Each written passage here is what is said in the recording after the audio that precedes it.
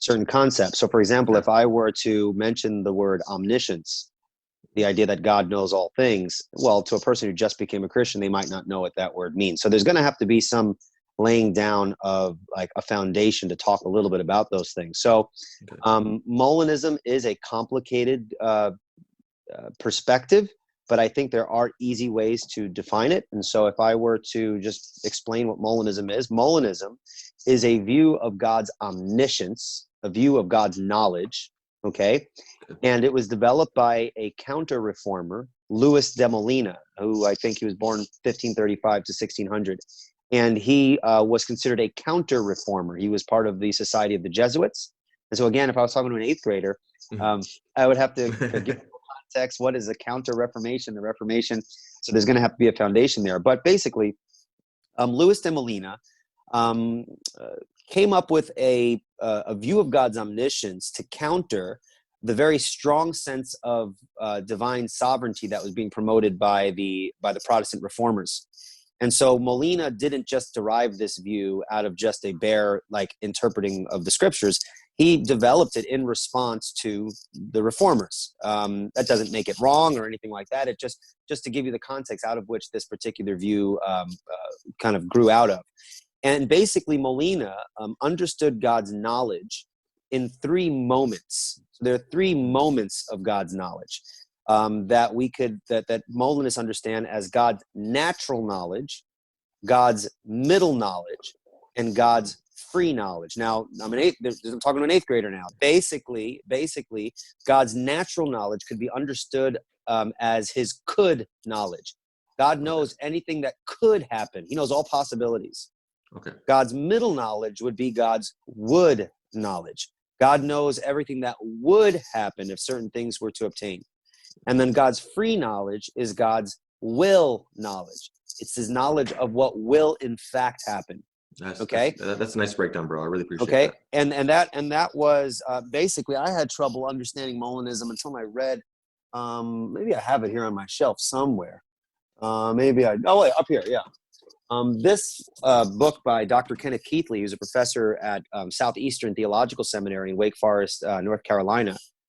This book, Salvation and Sovereignty, a Molinist Approach, he broke it down in those categories in a way that was very easy for me to understand, and it was helpful to me when I was beginning to look into Molinism. So we can understand God's knowledge in terms of this could knowledge, would knowledge, and will knowledge. Now, this is where the eighth grader is I'm going to have to meet with him a couple of times to talk a little bit about what is known as God's divine decree.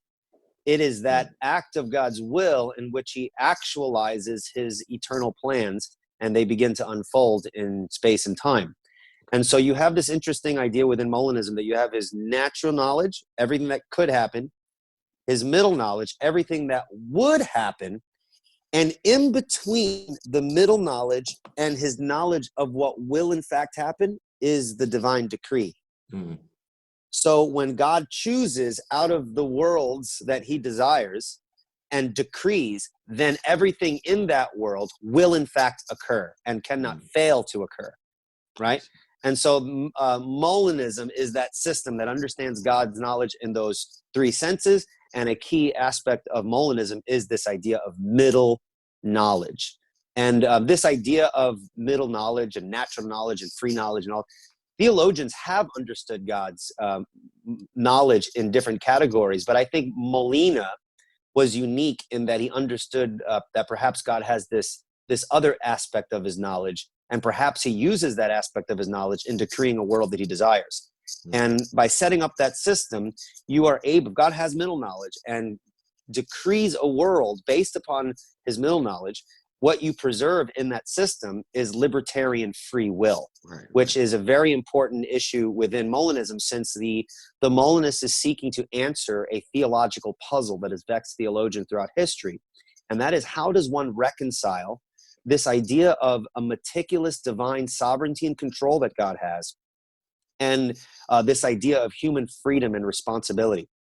The Bible teaches both. And so how do we fit that together? And this has been kind of the puzzle. A lot of people are like, well, how do we put this together? Maybe it's this way. Maybe it's that way. Maybe we can't know.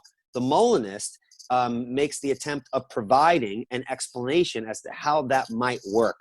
And many Molinist philosophers, and now it's becoming much more popular, many people in general are seeing that perhaps this is a helpful way of framing, or understanding rather, that important theological question. And one more point, the reason why the particular Molinistic answer is interesting to people is A, it seems as though it answers the question, and B, it has a very interesting use in other areas, like apologetics. If you see someone like William Lane Craig, he uses Molinism in various ways, but understands that if Molinism is true, it has very important implications in apologetics and helping answering certain questions that are brought up within that context. So again, Mr. Eighth Grader, maybe you can come back and we can talk a little more about the details of that. And then that's how I would understand it. I'm sure there are Molinists who might, explain it more simply or whatever, but that's how I would say it, and I would define my terms along the way with the eighth grader. So yeah, no, I appreciate it. Actually, no, the way how the way how you defined it, the would, could, will, that helps me personally. Honestly, it does.